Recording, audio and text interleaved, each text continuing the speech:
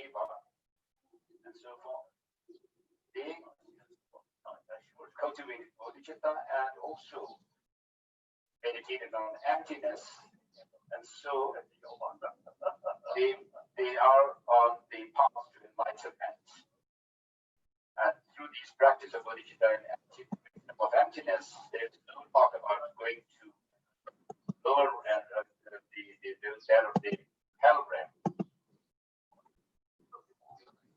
You need to have the courage, the determination, work for others. Just as Lama Chöpa says, bodhicitta,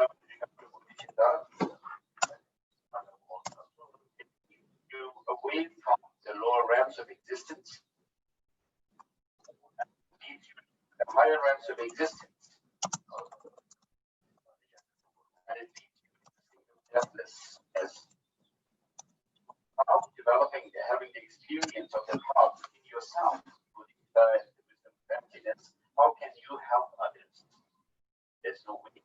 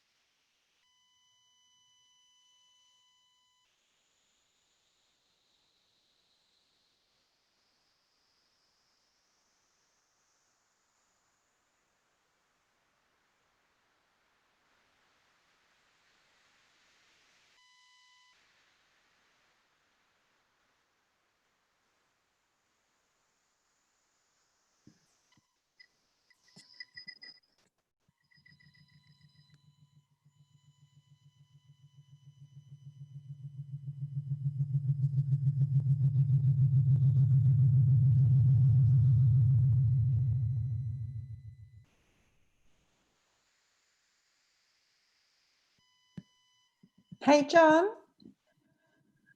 can you hear me? I can't hear anything.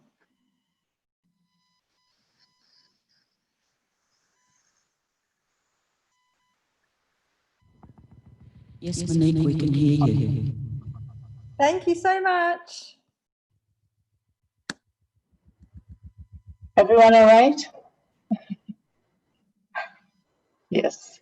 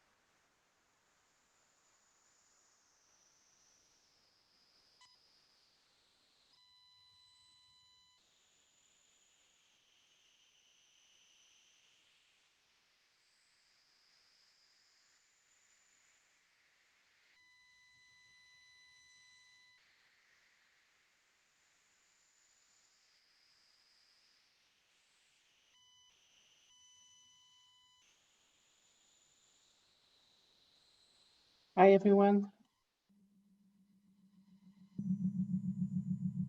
How are you doing?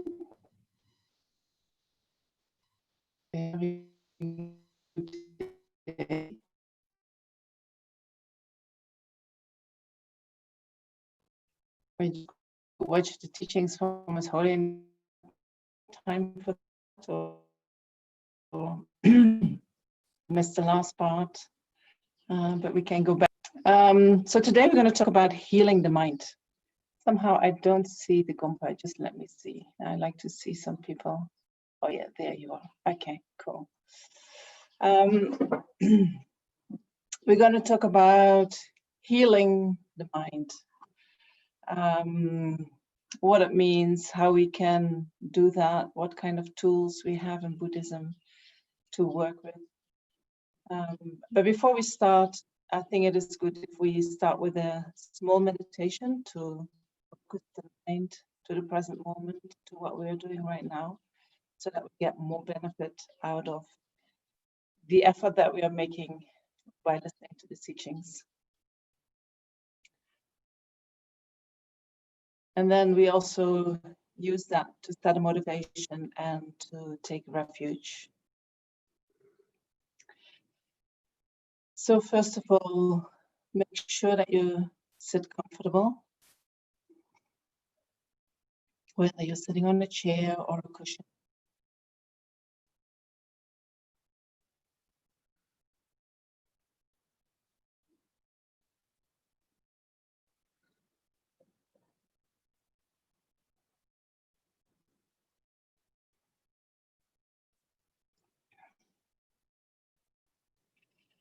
And the main thing is that the back is straight.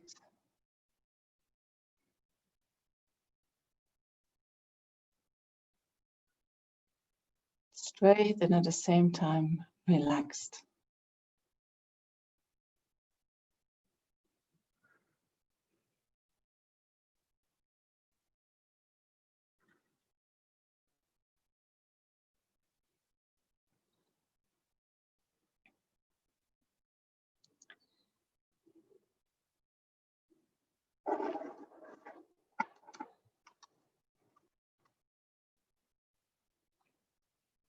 And then you bring your awareness gently to your body.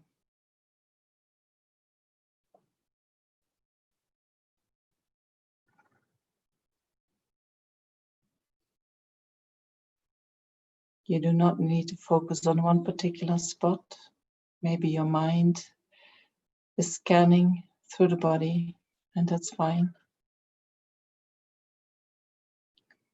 But let your mind rest on your body.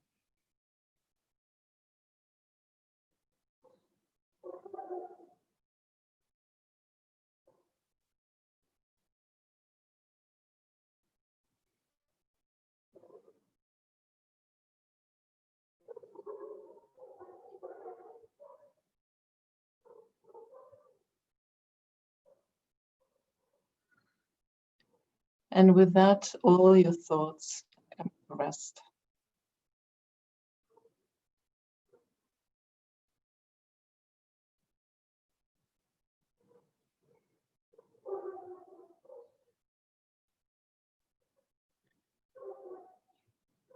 And then if you feel that it is helpful, you can breathe in deeply 3 times and then breathe out.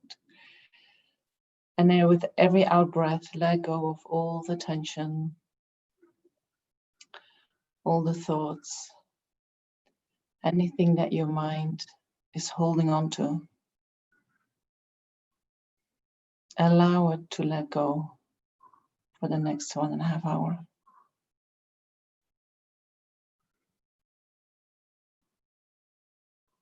Breathe in deeply, and then breathing out, totally let go.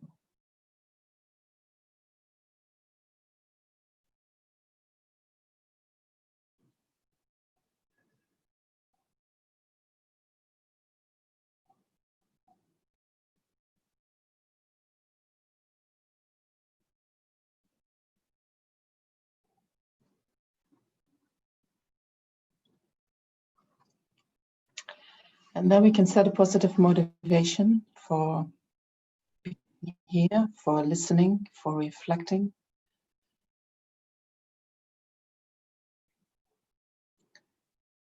And we're going to think that healing the mind, first of all, is going to benefit ourselves. We learn to understand better how we function, what we can do to feel more whole. And then whatever benefit we receive, we're going to imagine that we're going to let it spread out into the world, into the universe.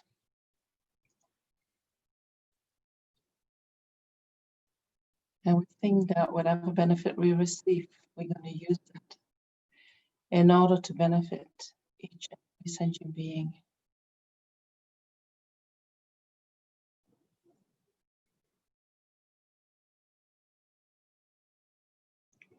And we do that coming from the knowledge that each and every sentient being is suffering from exactly the same as we are suffering from. And they all have the same needs as we. They all wish to be happy. They all wish to be free of suffering.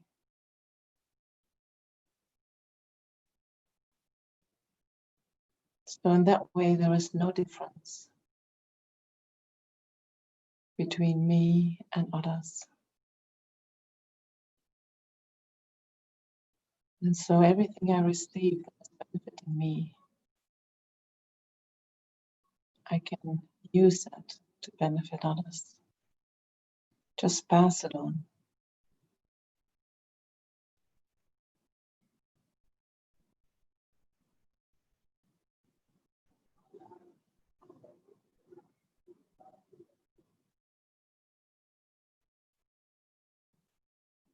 And so as these are Buddhist teachings, we can do the refuge prayer to strengthen our refuge, but also our bodhicitta motivation. And I know that many of you know the refuge prayer by heart, but I thought we could do it twice in Tibetan and then one time in English. Sangye cheran sangye chonamla janchu badu dani kyapsuchi nage chinye gipe sonagi rola penshia sangye drupa shuk sangye cheran sangye chonamla janchu badu dani kyapsuchi Nage chinye gipe sonamgi rola penchie sange drupashu. I take refuge and feel enlightened in the Buddha, the Dharma, and the Supreme Assembly. By my merits of listening to the Dharma or teaching the Dharma, may I become a Buddha to benefit transmigratory beings.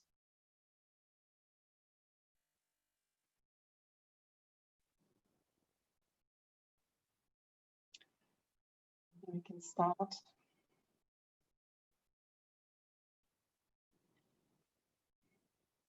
So if you have questions during the teaching, I always love to teach a little bit interactive, you know, that I ask you guys questions and we have more a discussion than just a teaching. But with the Zoom, it's not so easy, or even with YouTube, it doesn't matter, the internet, through the internet, that is not so easy.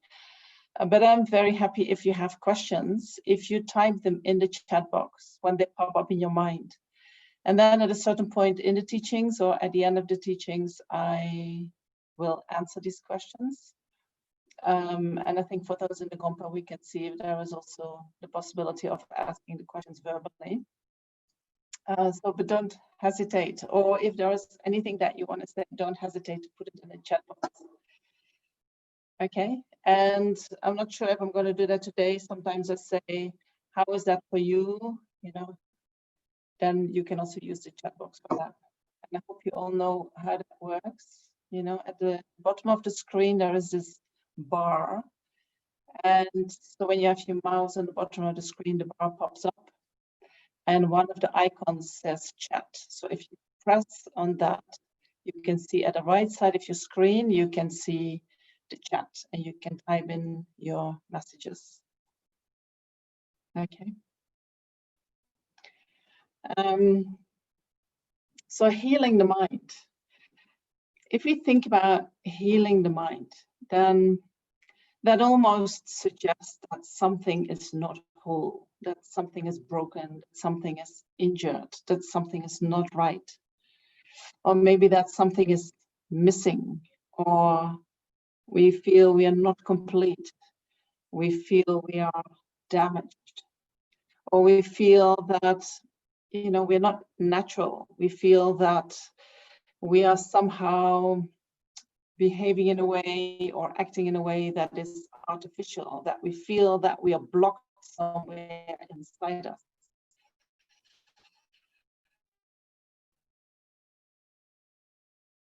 So we feel that I'm not truly me, or I'm not truly myself.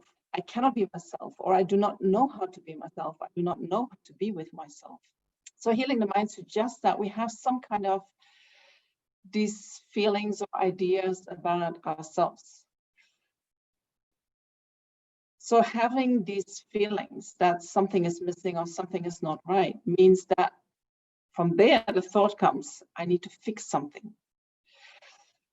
I need to work on certain aspects of myself. I have to work through certain aspects. I have to make myself more perfect so that other people like me more. Sometimes we might also have the feeling that, you know, due to that being damaged or something is not right with me, I should hide that, because when I show that to others, they may be not going to like me. They won't accept me the way I am. So we cannot really show certain emotions. We cannot really show certain thoughts of us. And so the deep, deep, deep thought that is behind that for many of us comes to, I'm not good enough, or I don't deserve, or something is wrong with me, or even I'm not lovable, right?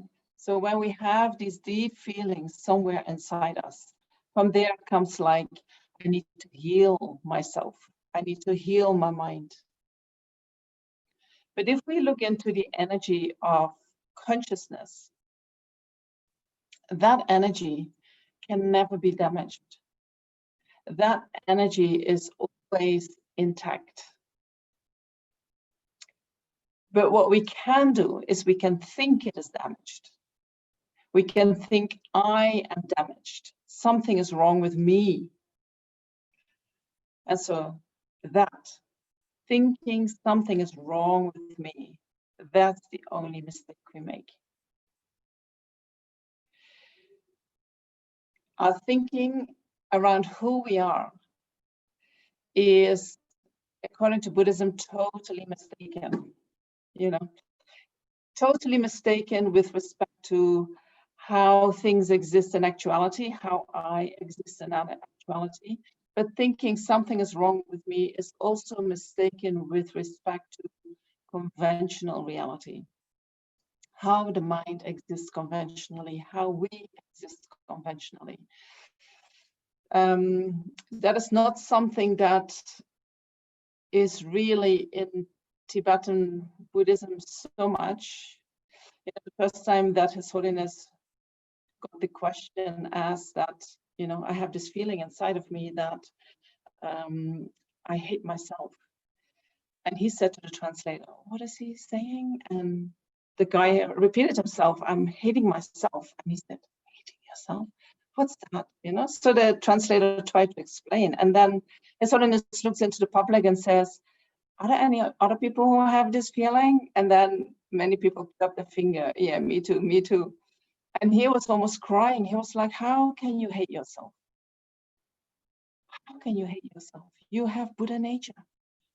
You have human rebirth. How can you hate yourself? So that is on the conventional level. You know, they do not have, definitely His Holiness doesn't have this idea that you can hate yourself. He thinks that's totally weird with all the good fortune that we have and all the possibilities that we have.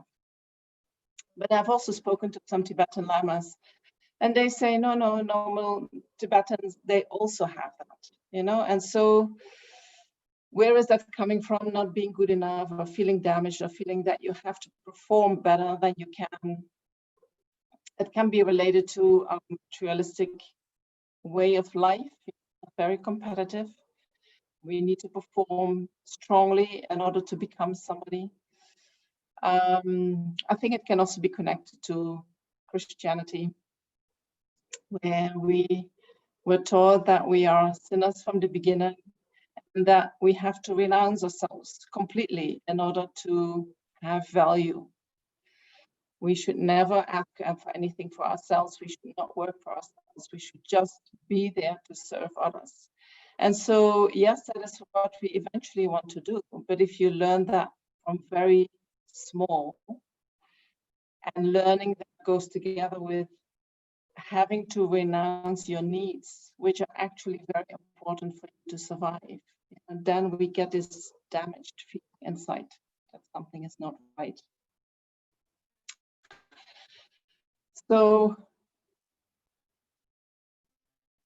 what is wrong with us is the way we think about ourselves. That whole idea, how we exist, how we should exist, what we should be doing. And we have some idea about how things could be. So if we would be able to remember who we truly are, you know, the way how His Holiness sees us. Wow, what's wrong with you? You know, there is nothing not lovable about you. There is nothing in you to hate yourself. If we could see that, then we would see there is nothing wrong with us. And then we could see that actually we are whole. We are already whole. And so then we can work on causes and conditions, creating causes and conditions so that we can develop in a way that is most beneficial for developing our own potential, and with that, helping others. So we need to heal that first. We need to see that we are good the way we are. So how does the healed mind look like if we talk about healing, you know? What kind of idea do we have about a healed mind? So most likely you're going to think about the mind is very peaceful, very relaxed, natural, maybe authentic, not upset, understanding, in control of their own mind, maybe in control of what happens. And I think maybe the healed mind, we feel more connected with ourselves, more connected with our body, more connected with others.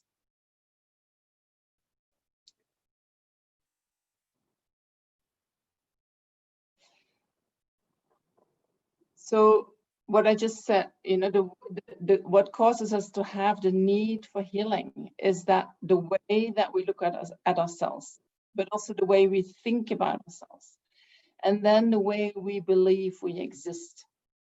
So that is on two levels. One is the conventional level. One is on the ultimate level. So we're going to look a little bit at both of them today. So the thoughts that we have, the beliefs that we have, how we exist, who we are, what we are. These thoughts are part of our conceptual consciousness.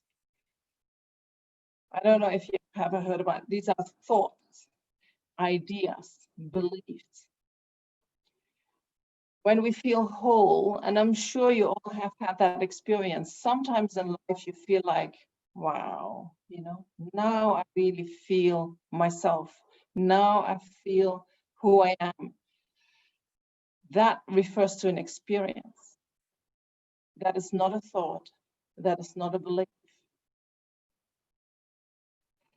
Once we have that experience, and if you have that, you can maybe remember that, you know, then soon after that experience, there is the thought, wow, that's me. Yeah, The moment we start thinking, whether we think, oh, that's me, or whether we think, wow, that is beautiful, or whether, doesn't matter. But as soon as the thinking comes up, we already create a kind of a division in the mind, a kind of separation from that experience. And so the moment we start thinking, we are back in duality. And in that duality, we are back into, oh, I'm not completely connected. I'm not feeling, I feel something is wrong with me. We are back into that thinking. So if we look at the consciousness, the two types of consciousness we have in Tibetan Buddhism, we talk about conceptual consciousness and about perceptual consciousness. So perceptual consciousness refers to the sense consciousnesses. That refers to everything that we experience with the sense organs. Everything that we see, that we hear, that we feel with our bodily sensations, that we smell, that we taste, all these experiences. They are direct experiences, right? There is no thinking. Often soon after the experience, thinking comes, oh, this is the sound. Wow, this is a very yummy taste. This I really don't like. The thought process starts happening independent upon the experience that we have with the sense consciousnesses. If we look into little children, they are very much connected with the sense consciousnesses. They do not comment so much with the mental consciousness. They don't have so much conceptual mind, conceptualization happening after their experience. So they're very natural, right? They're very, they engage with the world in a very total way. It's almost very authentic. They still have connection with that authentic energy. But then when the conceptual mind becomes more active from when we are 5, 6, 7 years old, and then when we are 9, 10 years old, the conceptual mind almost starts taking over the world of the senses. So we get more and more disconnected from direct experience. And we are working more and more just in our conceptual mind. So direct experience we have with the sense perception. These are the 5 sense organs that give us that experience. And then there is also mental perception, direct mental perception. But in the mind of ordinary beings, that is just a very short moment that we cannot even perceive because it is so short. So what Buddhism says is that the moment we experience something with our senses, for instance, I see a microphone, before I start thinking about the microphone, there is one moment where I can see the microphone directly with my mental perception. But then straight away the thought comes. So that moment is too short for ordinary beings to see that and do anything with that. So we cannot do something with that. Some people, they have clairvoyance, or they have, they can see past and future lives. That is also done with mental direct perception. So that's not coming from the thinking mind, that's not coming from the conceptual mind, that's coming from direct perception. And so when we are ordinary beings and we have these kind of gifts, then these gifts are coming from past karma. We must have developed something like that in the past, and this is a residue of a quality that is still in our mind. But these qualities of clairvoyance and knowing past and future lives are also, they are like a byproduct of realizations on the path. So the more we become realized, the mind becomes realized, the more these kind of qualities arise naturally in the mind. So we can use these in order to benefit others. But for now, that whole mental direct perception, we cannot do too much with that. We have the sense perception, the coarse which is quite a coarse mind, which is related to the experiences that we have in dependence upon this physical body. And then we have the conceptual consciousness, which is the consciousness that arises in dependence on that. Our thoughts, our ideas, our beliefs, also our imagination. These are all concepts, some very coarse, you know, we're very aware of that. When we think during the day, we can hear the thoughts, we use language for the thoughts, but they're also very deep, subtle thoughts, like deep-seated beliefs, which sometimes seem to be so what we believe we really are. It is like we cannot even see that there's a difference between who I am and what I believe that I am. They are the same thing. And so when we start purifying karma and when we start working with our mind, eventually we want to get to these deep-seated beliefs that look like that is just who I am. And then see that they are also not who we really are.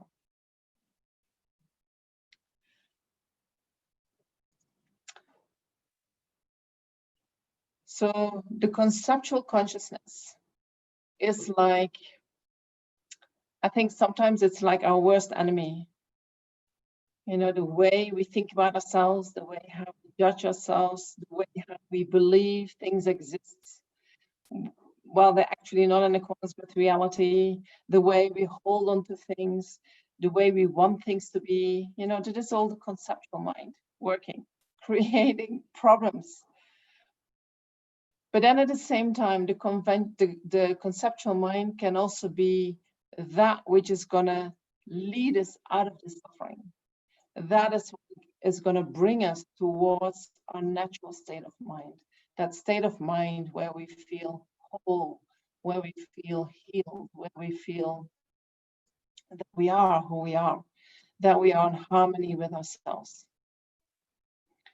So that conceptual mind, you know, depending on how we use it, can be,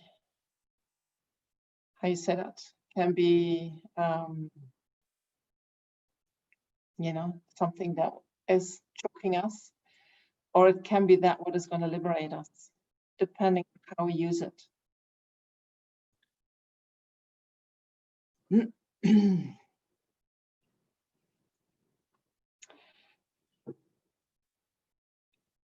The one characteristic of the thinking mind, the conceptual mind, is that it is always in duality. And when there is duality, there is comparison. And when there is comparison, there is always that danger that something is not good enough. And so I think we need to recognize that is just an aspect of a conceptual mind, that is not necessarily true, that is just the way the conceptual mind works. That is what the mind is telling us, but it is not necessarily true. Right? That's very important to remember. So what does it mean, healing the mind, if we know all that? You know, if the mind needs healing, I think we feel disconnected. We feel a separation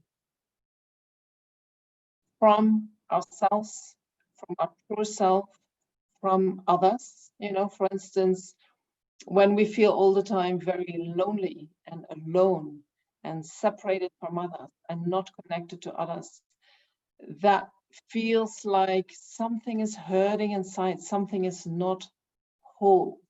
You know, so how can I connect?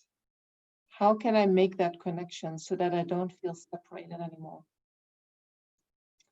But separation can also, in respect to certain aspects of ourselves, you know, we don't like certain aspects of ourselves. We might think that certain qualities in ourselves are not worthwhile to even look at, or they are so negative that we would never want to show them to others. We think, no, no, no, that's really not good. I have to push that away. Then we separate from that quality. When we do that, at a certain point in time, that definitely will give you a problem.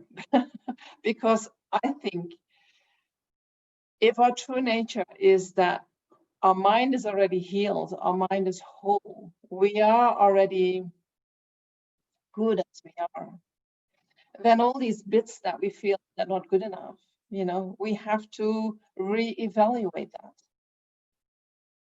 Because thinking that parts of us are not good enough means that I am disconnected from my true nature. I believe something is not good enough. That is my mistake. So what am I judging as being not good enough? And I need to look at that quality. Is it really not good enough? What is it?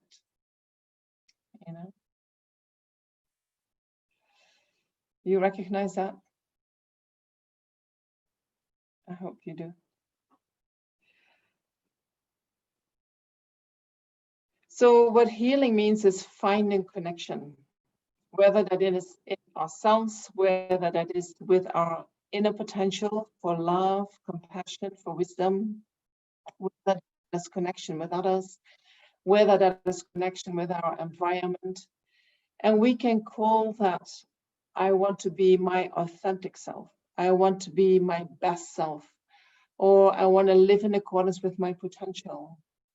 And that also has a kind of connotation of, I want to be open. I want to be able to open my heart. I want to remember the nature of my mind. Right? This is all what we can call healing. So what is holding us from that? So as I mentioned before, it comes back to the conceptual mind, that the way that we believe we exist, our thoughts of who we are, and then independence on that, the thoughts, what we believe others are.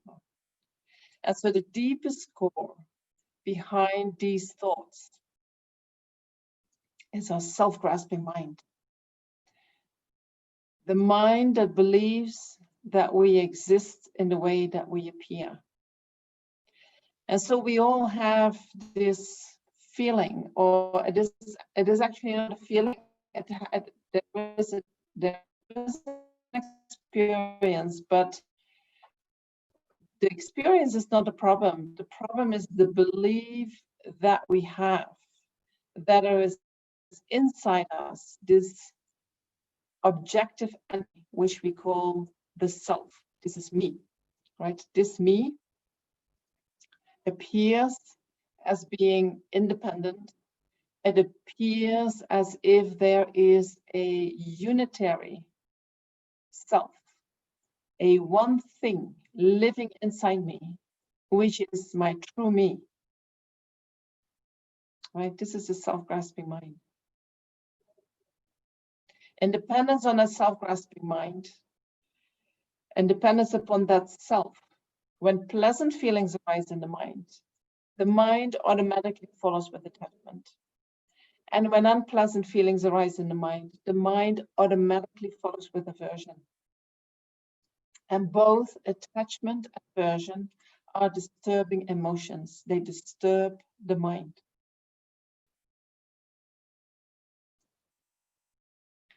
So all the disturbances in the mind, these are reactions to feelings. From certain feelings, we want more, and from other feelings, we want less. But we're constantly reacting. We have the feeling that self has certain needs, has certain wants. So I wanna get that, If I have that, I'm gonna be happy. If I am with that person, I'm gonna feel really good. If I get what I want, I feel happy. Right? That is the nature of attachment. But wanting to get what you want disturbs the mind. Why? Because it is coming from this self-grasping mind. The mind that believes that there is inside me that entity that has certain needs, and I need to take care of that self. I need to take care of these needs. And then when unpleasant feelings arise, when we get something that we don't like, or when we get separated from something that we like, you know, we don't like that. Unpleasant feelings arise, and then there is an aversion. And that aversion can become bigger, can become anger.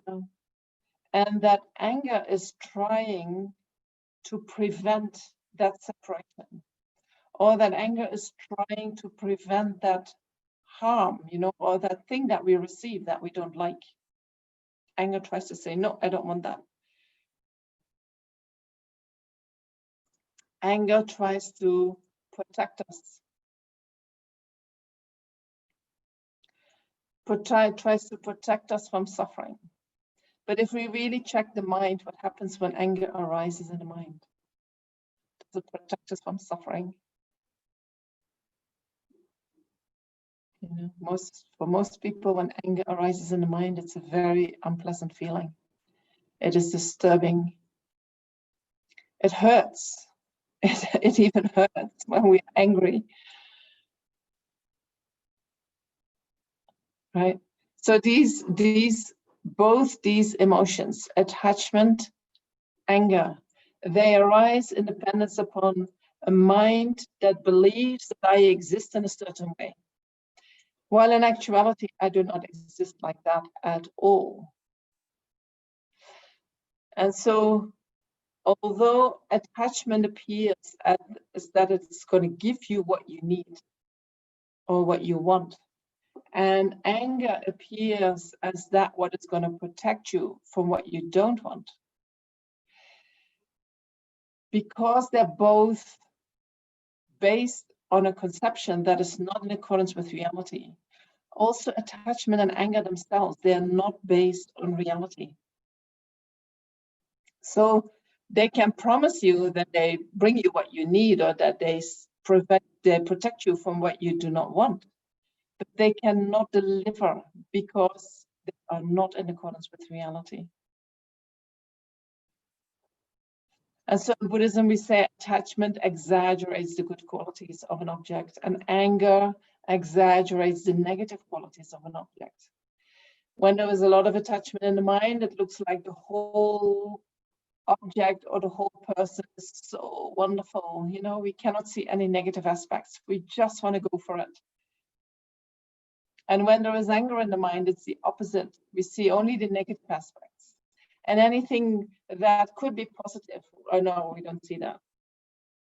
There's nothing positive about that person. There's nothing positive about that object. Everything is bad. Right? That is exaggerated. And it exaggerates because the basis of these emotions is the self-grasping mind, which exaggerates the nature of reality, which fantasizes something to exist, which in actuality doesn't exist.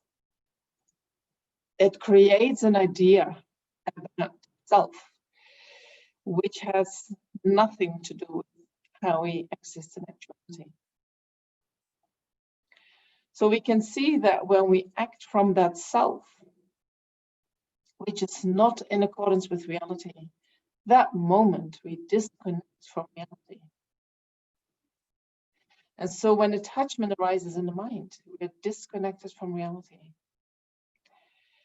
When anger arises in the mind, we are disconnected from reality. That happens on very, on a small level, and it can happen on a big level. And we know when somebody is really in love, we say he's out of his mind. Don't know what he sees in the girl, but he's totally out of his mind. When somebody is really angry, we say, oh my gosh, he's not himself or herself. He's beyond himself. Just give him some time to let him come back to himself. right? It shows it disconnects us from reality. So what we think about reality, it starts with how we think about ourselves. And then dependence on that, how we think about things, how we think about persons, how we think about everything in life. That is all not in accordance with reality. So what we think doesn't match with reality. It is disconnected from reality. And so the more we are in our thinking mind, the more we hold on to our beliefs that they are true, that they are right, that they are, you know, you can have your principles that you want to hold on to. But if they are not in accordance with reality, they are only creating suffering.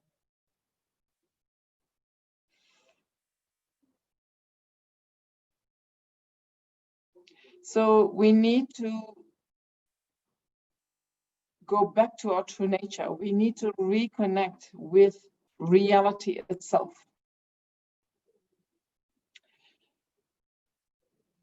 Let me see, that was a question from Victoria. Does anger ever lead to positive action, or is there a better way? Angry about racism, for instance.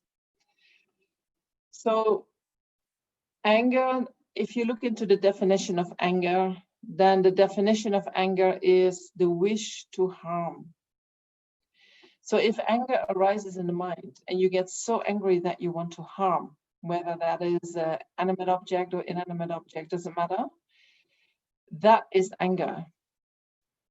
Sometimes we see injustice and we feel also that anger energy coming up, and we feel I have to do something. And I think the psychology tells us, no, that it is the anger that is going to help us to make the change.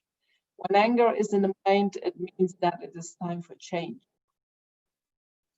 I don't think Buddhism would totally agree with that. So acting from the anger that is the wish to harm, never can anything good can come from that. Not for you, not for others.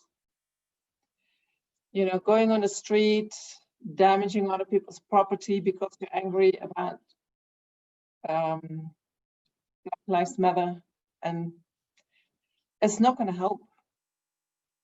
You know, it can maybe create a kind of temporary change, but in essence, it's not going to help, because from anger, from destruction, the only thing that can come from that is suffering. But sometimes we can see a mother who is seeing that the child is moving in a direction that is not healthy for the child. And the mother doesn't want the child to suffer.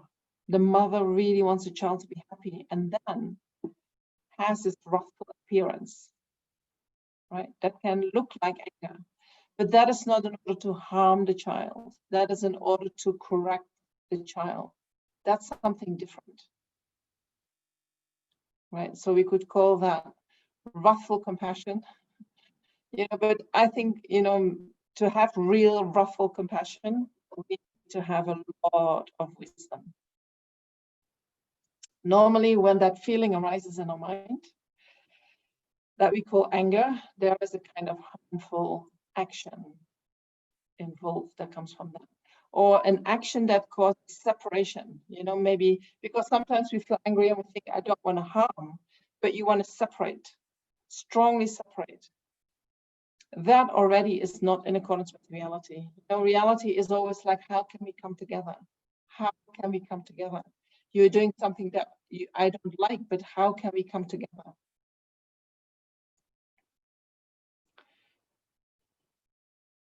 I hope that answers your question.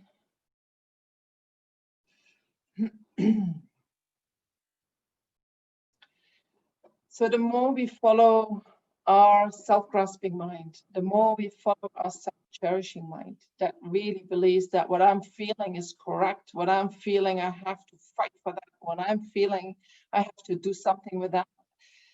That mind is the mind that is disconnecting us from reality.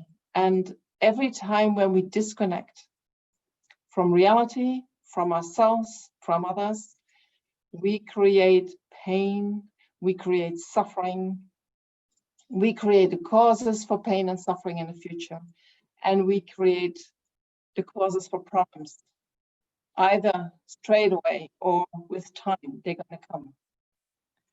And the more we are connected with reality, the more we understand how things work in actuality, and we become in tune with that, we bring our conceptual mind in line with that, then the more happiness we will experience, the more connection we will experience. And I think in terms of, if we think about Buddhism and we think about, what we say, I want to become a Buddha in order to benefit all sentient beings. What does that mean? I want to become a Buddha. A Buddha is someone who is fully awakened, to the nature of reality. And in order to be fully awakened to the nature of reality, you can only do that when you do that with a wish to benefit all sentient beings. Not just a wish, but also the determination that that is what you're really going to do. Because that compassion, that wishes to benefit sentient beings, that is what is going to give power to your realization of the nature of reality, to your realization of the truth. So in order to fully realize the truth, in order to be, you need to do that you need to realize the truth on the basis of great compassion, of bodhicitta. And so I think once we become fully awakened, once we develop our full potential of wisdom and compassion, once we have a mind that wishes each and every sentient being to be free of suffering, and once we have a mind that fully understands the nature of reality on the ultimate level and also on the conventional level, we are connected in the most broad way. We are connected with each and every particle in ourselves. We are connected with each and every sentient being living in the universes. We are connected with our environment. We are connected with knowledge. We are connected on all levels.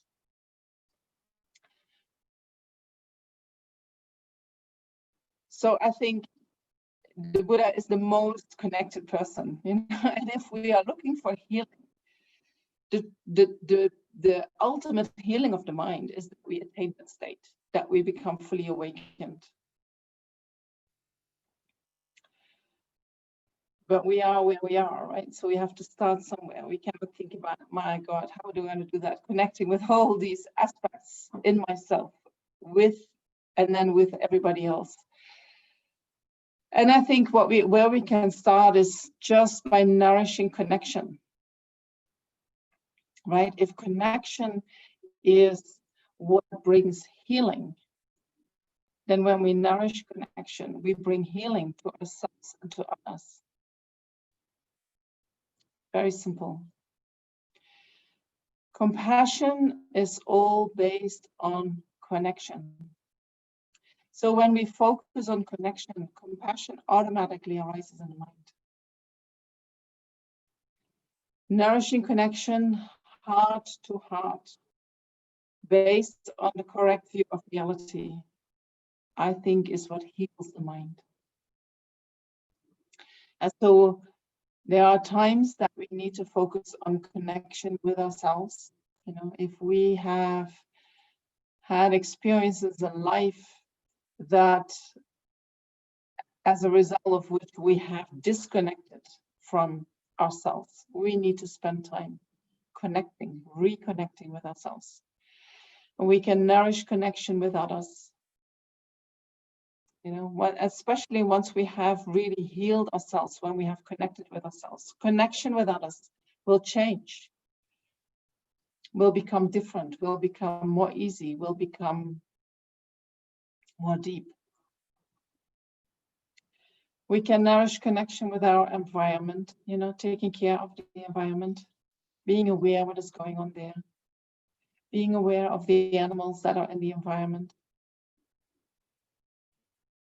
connecting with them as soon as we see them, as soon as we see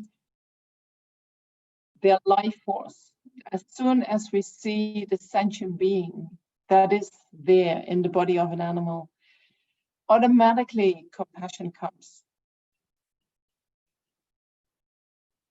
Right? I think people who kill, especially those who intentionally kill, they're not connected. They do not see the living being that they are killing. They just see a thing. You know, like the sentient being doesn't have any feelings. The animal doesn't have any feelings. Like the animal's life doesn't matter. So we can connect with that. We can connect with our ancestors. You know, we can think about where we are coming from, and that there have been many generations of hard work, of experiencing a lot of suffering that eventually has led to me being here, me having this body, me having all these opportunities. So how can I repay that? How can I reconnect? How can I connect with them? Having them in my mind, so that my practice is not just for me, but it is all for all my ancestors as well. And we can also connect with the unseen world. In the West, we don't think about too much about spirits or beings who have bodies that we cannot see. We strongly have this feeling, and I'm totally included in that, you know. Maybe I'm projecting something onto you that is just living in my mind. But for me, it's still very strong that if I don't see it, it doesn't exist. Well, if we look into the actions of, for instance, Lama Zopa Rinpoche, you know, every afternoon he will go outside and he will do practices for the hungry ghosts. He will call them, and then he will make offerings in order for them to have less suffering. For us, that's like, I don't see anything of that. For him, it's totally real. You know, he has the capacity to see that directly. So not being able to see them doesn't mean they do not exist. And I think as long as we don't see them, we need to remind ourselves that I don't see them doesn't mean they're not existing. I have to keep them in my presence as well. I have to keep connecting with them as well. You know, and these beings, they live in the environment. So everything that we do with the environment will affect these beings. And so then taking care of the environment is also taking care of these beings. Taking care is connecting. Taking care is healing.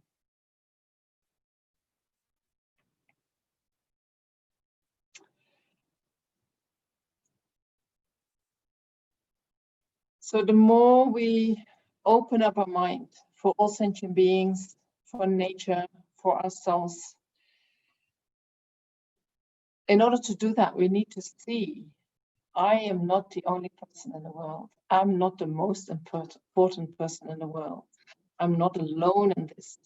There are so many beings around me experience similar things, having the same need as I have, having the same wishes as I have.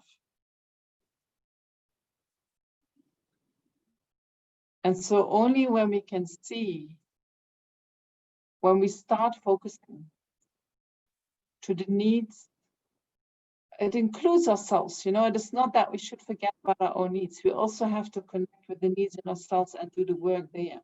But then we have to open up and see that each and every sentient being is exactly the same as we are.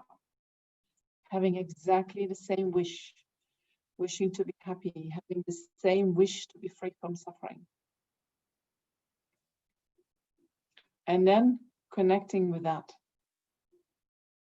When we connect from having first connected with ourselves, then we start connecting with others. You know, that is healing ourselves. That is developing our potential of wisdom and compassion.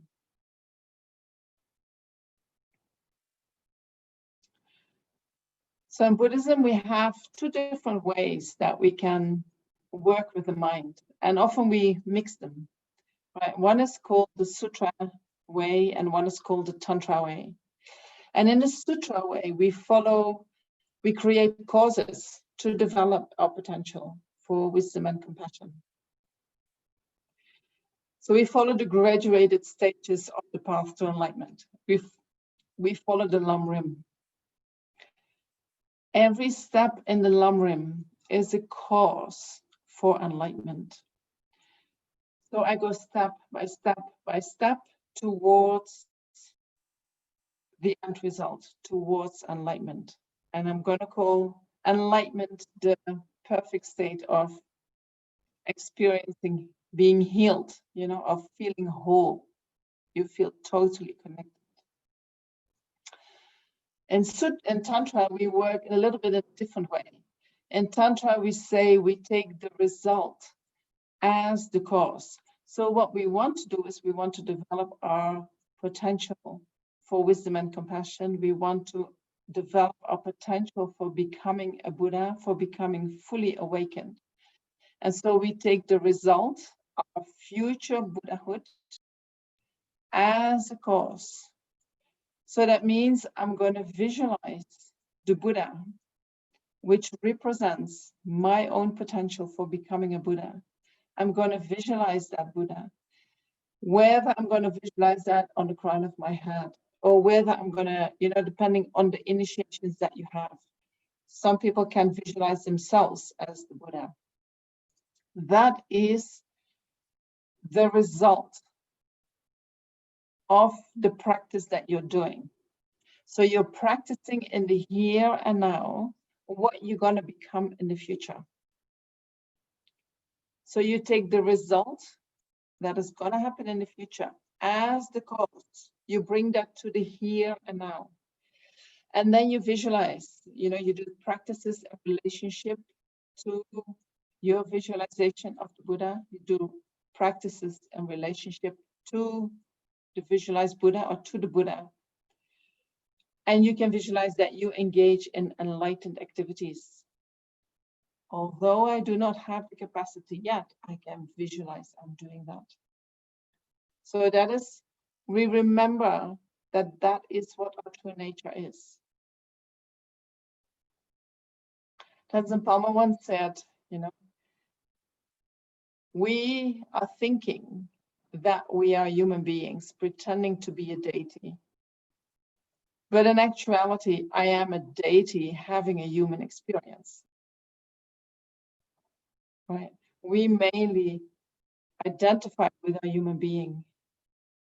And then we visualize the deity, but we do not really believe that that is who we are.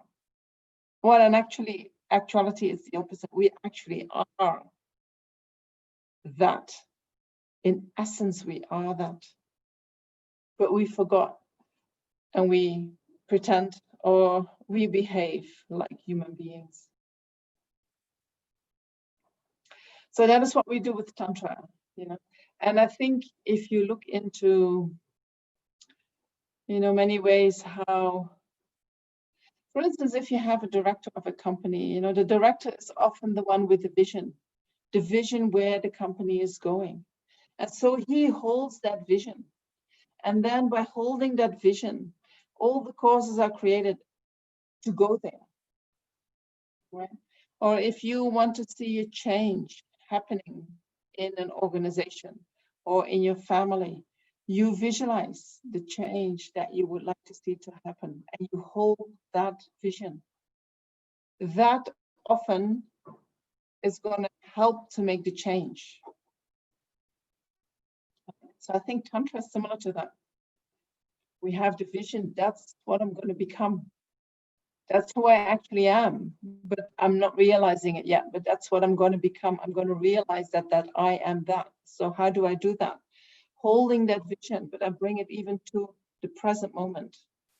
I'm going to imagine it is already here. And then I do practices.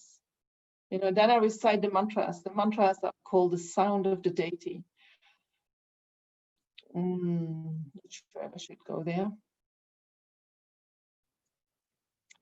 They're called the sound of the deity. When we practice with Tantra, when we practice with visualization, what we practice the more subtle mind. We are out of the coarse mind of the sense perception, and also the coarse mind of the thinking, the coarse thinking. We go to a more subtle level of mind. On that subtle level of mind, we can connect with the energies in our body. We can call them the chakras or the meridians or the energies that are flowing within the body. We can connect with that when we work with the more subtle mind. And so when we work on the more subtle mind, whatever we are doing is going to be much more powerful than just working with the coarse mind. Right? So therefore, all these practices that you're doing, Medicine Buddha practice, Tara practice, I'm not sure which other practices you do, but these are extremely powerful in order to heal the mind.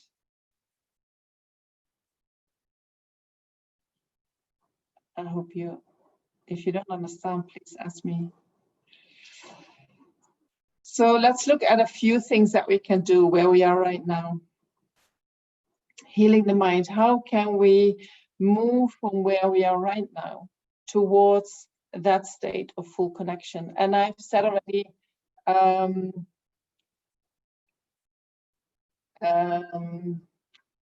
there's a question, also meditation and prayer, meaning for healing the mind, you know. Also meditation, what do you mean? Why, where do you think it's meditation? So what meditation is, in Buddhism, we develop 3 types of wisdom. The first type of wisdom is the wisdom of listening. So we first need to listen to the teachings. The second type of wisdom is the wisdom of reflection, where we think about what we heard, and then we come to our own conclusion. And then the third type of wisdom is the wisdom that comes from meditation, where we meditate on that conclusion. So we first need to hear it, and then we need to integrate it into our coarse mind, and then we have to bring it deeper into the mind. So meditation on the more we meditate, the more we can connect with that more subtle mind. Yes. And then prayer is a very good way to accumulate merit. And prayer is also, you know, if we do prayers for certain people, we need to create merit. We need to have merit. Prayer is a direction of your merit. I want that person to have a good future rebirth. In order to be able to make that prayer, I can say the words, but for the prayer to be effective, I need to have some merit.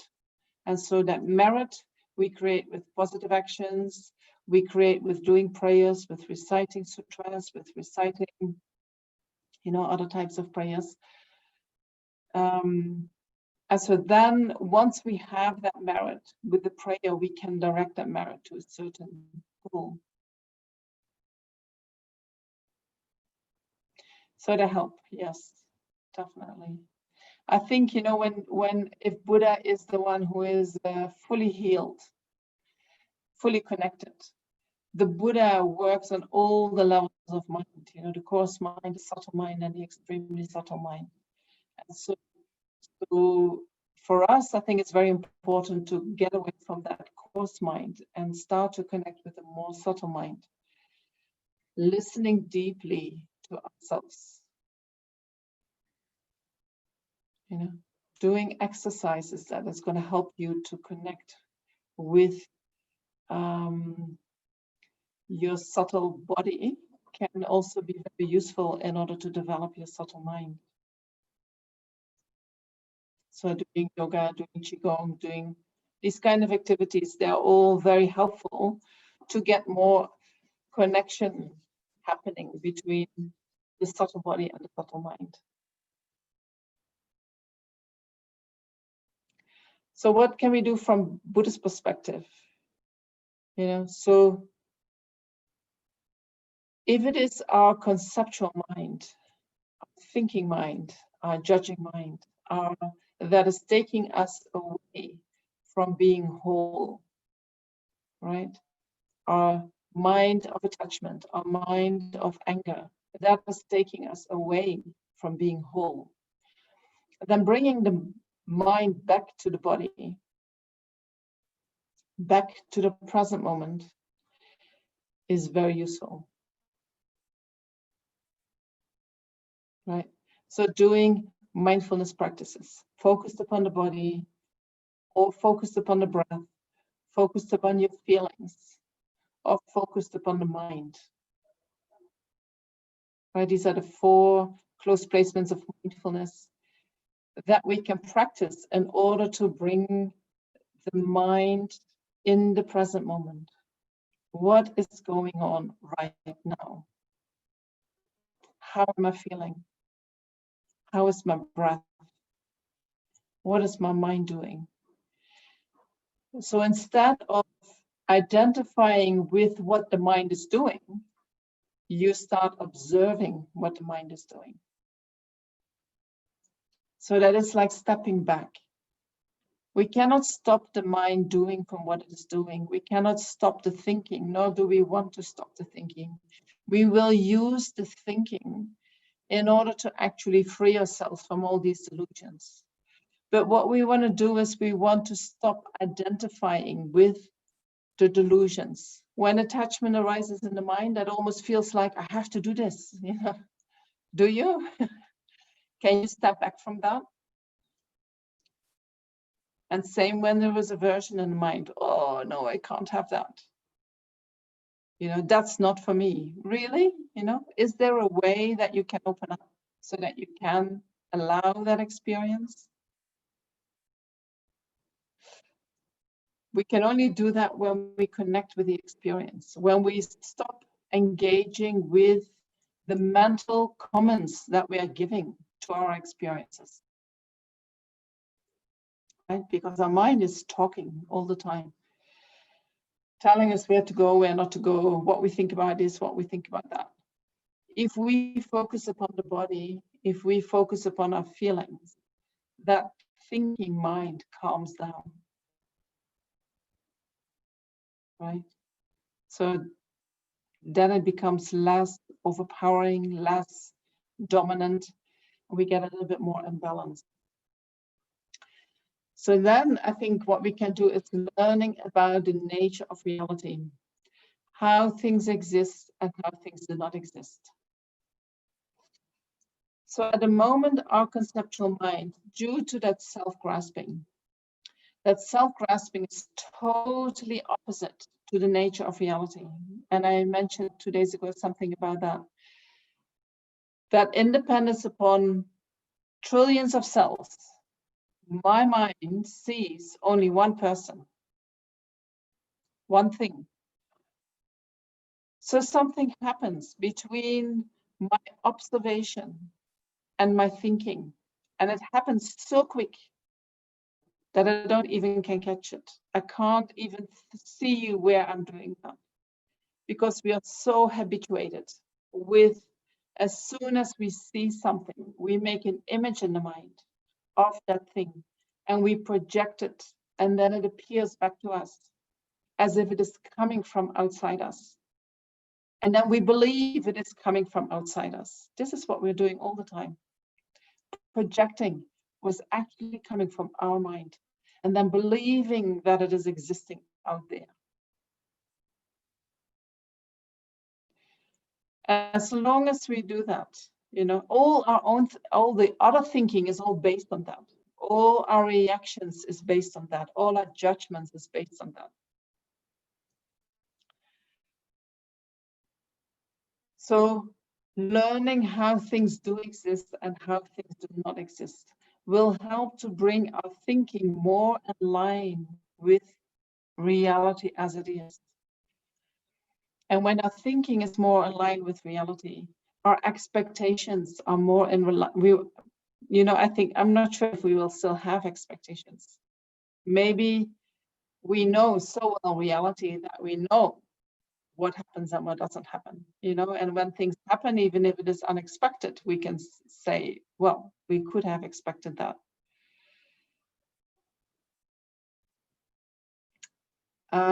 Bringing the mind and reality, I was going to say something else about that, but it slipped away. So the more we think in accordance with reality, you know, although we can still not see reality itself directly, at least we create a kind of a conceptual construct that matches reality. And so although we do not directly perceive reality itself, we can see reality through our conceptual mind. And I hope that you can see that the more your conceptual mind is in accordance with reality, the more you have less false hopes, false fears, you know, whatever you perceive, however you feel about what is happening is much more in accordance with reality.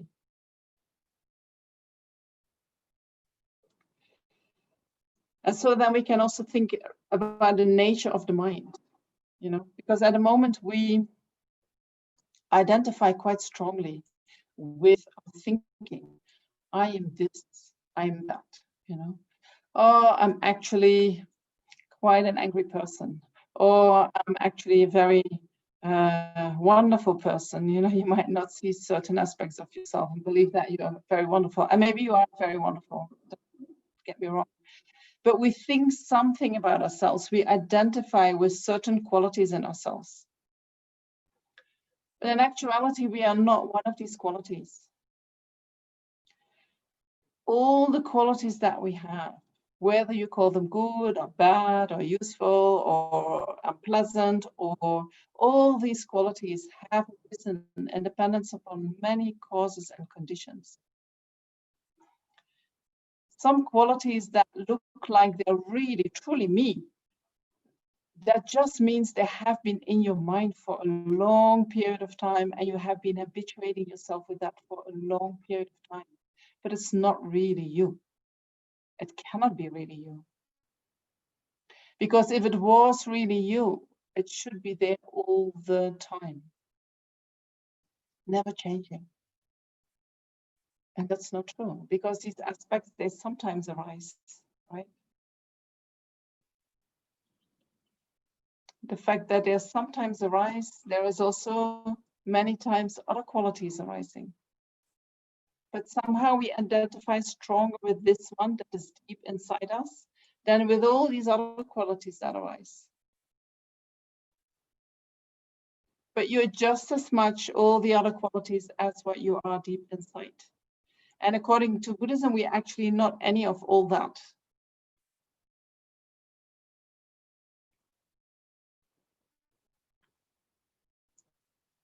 So I'm not my anger, I'm not my attachment. Attachment arises in the mind, and attachment dissolves back into the mind. I don't have to follow my attachment necessarily. Same with anger. Anger arises in the mind. It also dissolves back into the mind. I am not my anger. My mind is not my anger. Anger is just something that arises in dependence upon causes and conditions and dissolves back into the mind in dependence upon causes and conditions.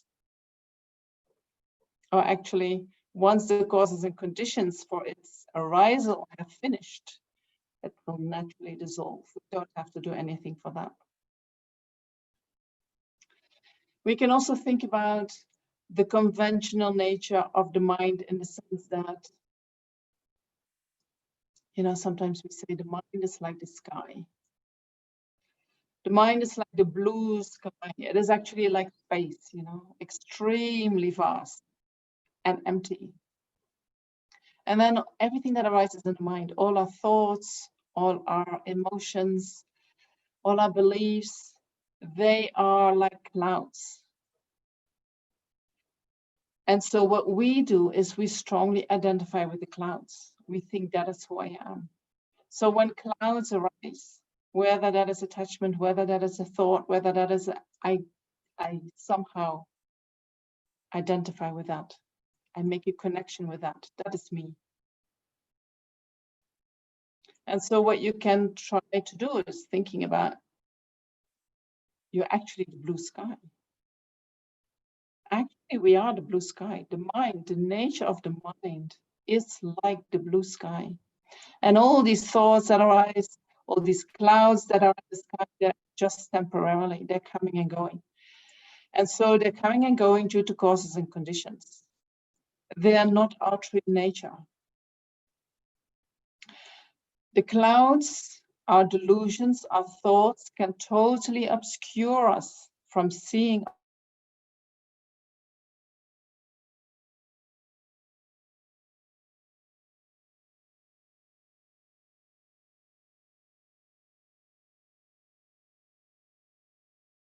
the nature of the blue sky.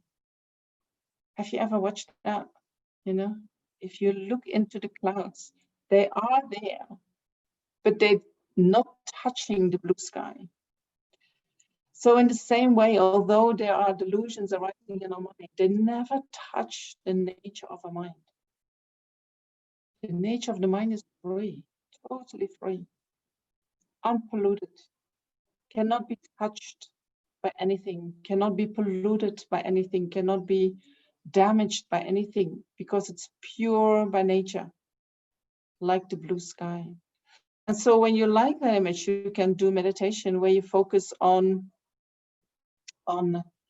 looking in between the clouds, you know, or thinking about that you are actually the blue sky. Your mind is like the blue sky.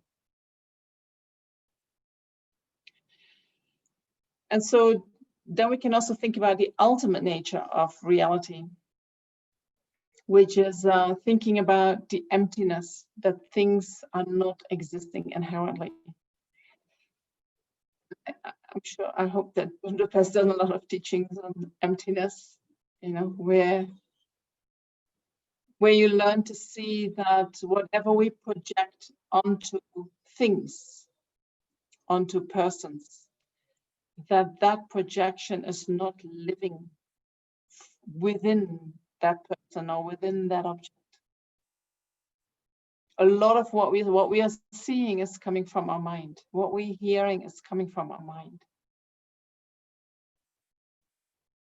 The better we can see that, you know, the better we can let go of what is arising in our mind. We have these appearances arising due to karma. So when we see someone and we think, oh, that's a really nasty person, you know, if you do not know anything, you believe immediately that you're right. And so what you see in that person, you project onto that person and you believe it's coming from the person. And then you're going to look at that person through these eyes. Oh, that's something really nasty there. And so then whatever that person is doing, you see the nastiness. But that is coming from your mind, you know, and you think it's coming from the other person because you can see it. So the better we learn to understand how we project our own mental conceptions onto objects, onto persons, but that they're not living in that person, that they're not living in that object, they're just coming from the mind due to causes and conditions. We can learn to let them go. You know, that's just a projection of my mind. That's just a karmic experience of me. You know, if I see somebody as very nasty, yeah, maybe they were nasty in the past. Maybe I was nasty to them in the past. I don't know. I don't know exactly how it works. Maybe it can work both ways. You know, sometimes it's because I was nasty to that person. Sometimes that person was nasty to me. But it is something old. It is not necessarily connected to today. You know, my karmic experience. So do I going to follow that and project it onto the person today? Or can I say, I'm going to leave that. And I'm going to keep my heart open.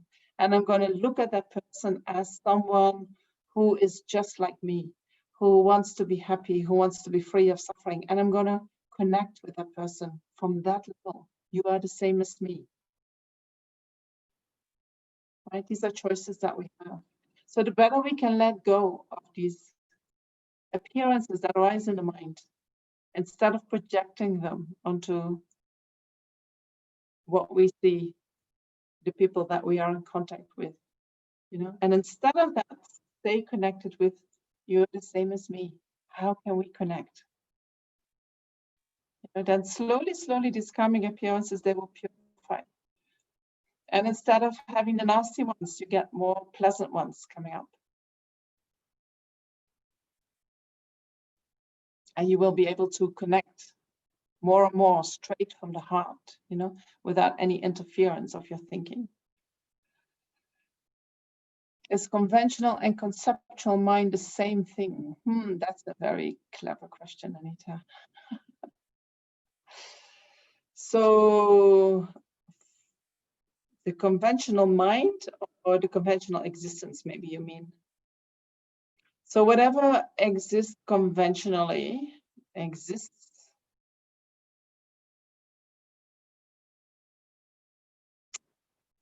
So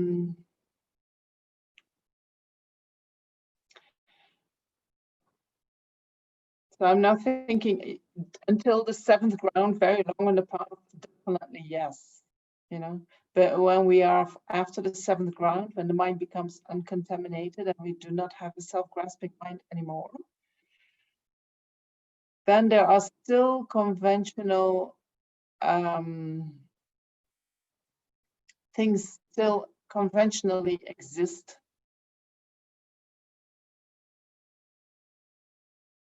It must be conceptual. I think yes. I'm not 100% sure, but I'm 98% sure, 99%. Yes. So that doesn't mean that we should just stop the conventional mind. We should just stop the conceptual mind, and then we lose the conventional mind, the conventional reality. You know, the conventional mind is something that is functioning, and that is creating this conventional reality. And in dependence on that, we purify our mind and we start to realize the ultimate nature of reality. And then once we have realized the ultimate nature of reality, the conventional mind starts to look differently. So what first appeared as being inherently existence, as being truly existent, starts to appear like illusions, like a dream. You know, because we have that grasping, but there are still concepts in the mind. And I think it's only the Buddha who has a non-conceptual mind and can see conventional and ultimate reality simultaneously. But there is a lot of talk about then what does the Buddha see? You know, if he doesn't have any conceptual mind, how can he see conventional phenomena? Yes, I don't know if that was helpful. Okay. So then what we also can do is we can remember the true nature of who we are. And I think Lama Yeshe talked a lot about that, you know, we see this coarse body, but actually we have inside us a body made out of light. Our mind is just too coarse to even think about that and to see that. But what we can do in meditation, we can meditate on the body of light. And so when we do meditation with visualizations of the Buddha and then having light coming through, we can already see that the body starts dissolving into light, and the body can totally dissolve into light. And we can also just, even without visualizing the Buddha, we can meditate and then start to let the body dissolve into light. And then say that is what I really am. This coarse body is only this life. This body is only a tool for me to connect with who I really am. I can do that independence of the body, but I'm not the body.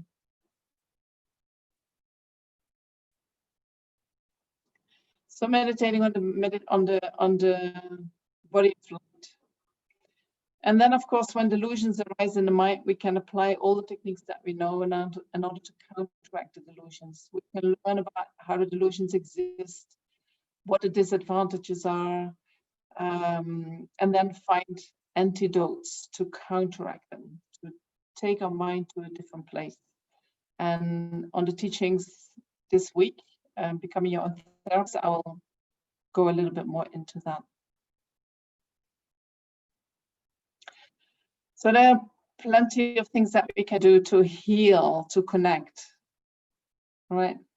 So we can say, sometimes I wonder, you know, in terms of energy, it's almost like a computer. And a computer, you have two things. Either there is a 0 or there is a 1. Either there is a disconnection or there is a connection. And sometimes I wonder, you know, we are similar to that. I do not want us to compare ourselves with a computer. But in terms of energy, either the energy is connected and can move, or the energy is disconnected. When there is connection, we feel more whole, more complete, more loving, more compassion, more connected.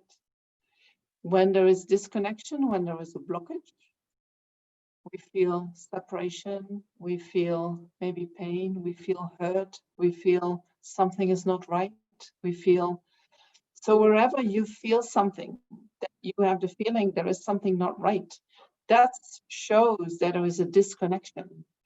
So then it is up to you to try to find out on what level is the disconnection and how can I reconnect.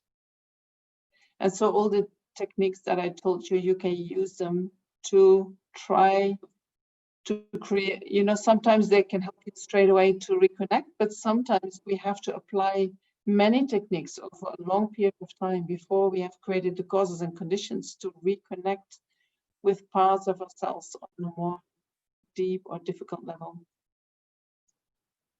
Right? But keep looking for the reconnection. It's just a disconnection what you're feeling. And once you find a way where to connect, you feel like, yes, this feels like me.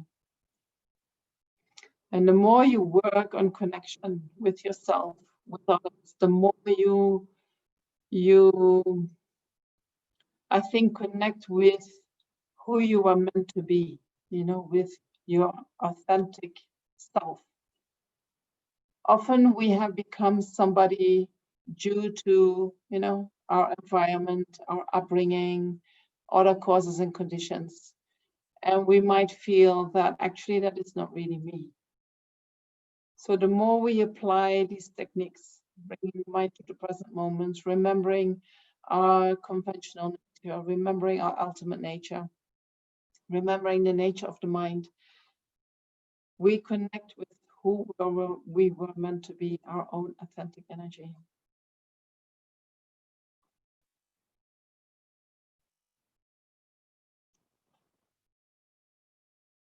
So that's what I have to tell you today. I did have a small meditation, but I see it's 11:30. I'm going to see what Julie would want. What do you think, Judy? Are there any questions?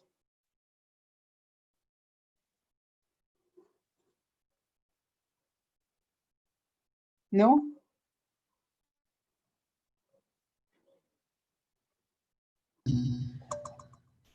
There is a question from the Gompa. No questions, sorry, from the Gompa. No question? Okay. So what do you think? Shall we do dedication? And I can see, you know, if I can leave some space for meditation in the teachings during the week. Yes, that'd be good, that'd be fine. So just some dedication today. Okay. Okay. Okay, cool. We'll do that.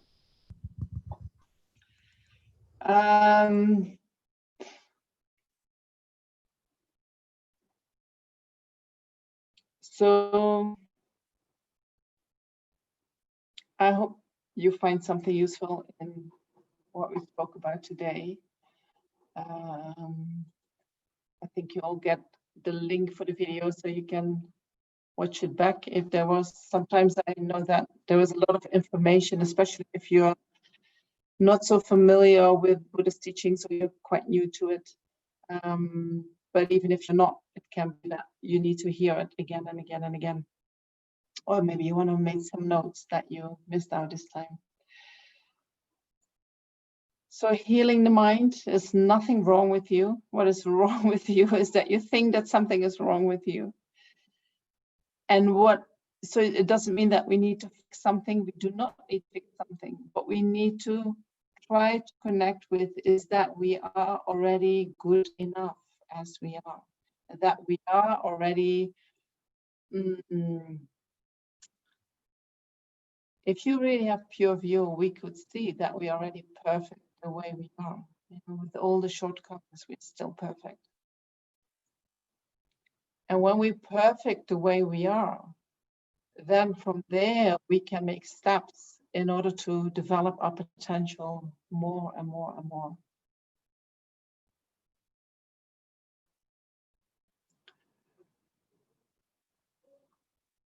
So I hope you take that with you and nourish your own heart a lot. We need that. Be kind to yourself. Be gentle with yourself. Don't have too high expectations of yourself. You know, sometimes it's easier to drop the expectations and just be where you are. It might, in the first instance, feel like a disappointment, but after that, it becomes, oh my God, that's so much better. Because you do not have to push yourself. You do not have to pretend. You do not have to, you know, create all these covers that take so much energy. We can just be who we are and where we are. So take that with you in your own heart.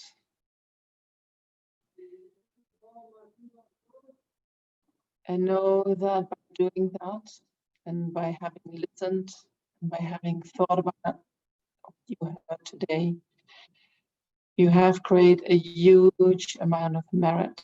And so we can dedicate that merit. We can dedicate that merit in a way that we might find the causes and conditions day after day in which we can keep developing our potential for love, for compassion, for wisdom, for skillful means, more and more, so that it can only grow bigger, deeper.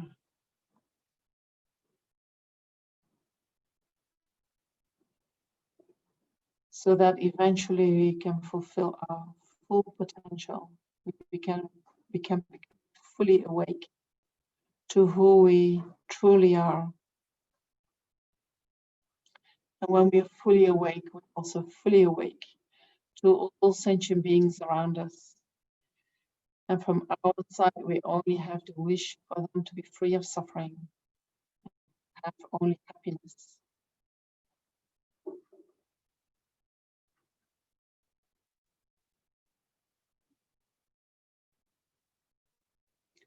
And then from the side of the sentient beings, we can think about all the sentient beings in the universe, but especially in this world.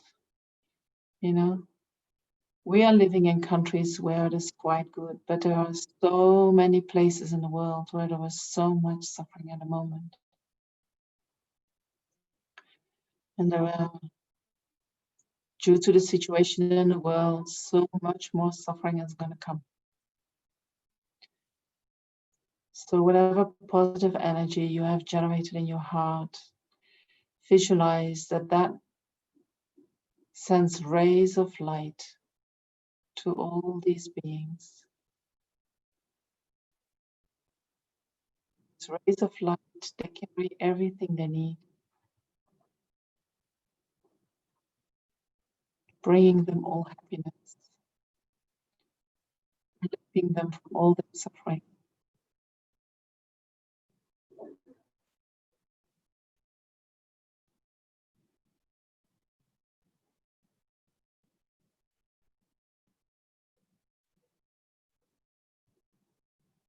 Connecting them with their potential of love, compassion, and wisdom.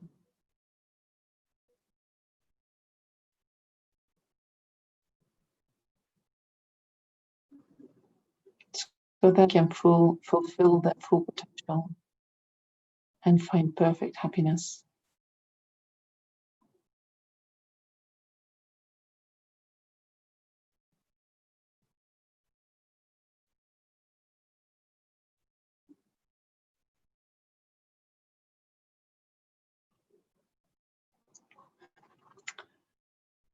Thank you so much for being here.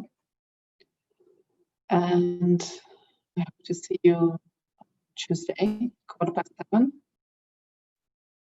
All right.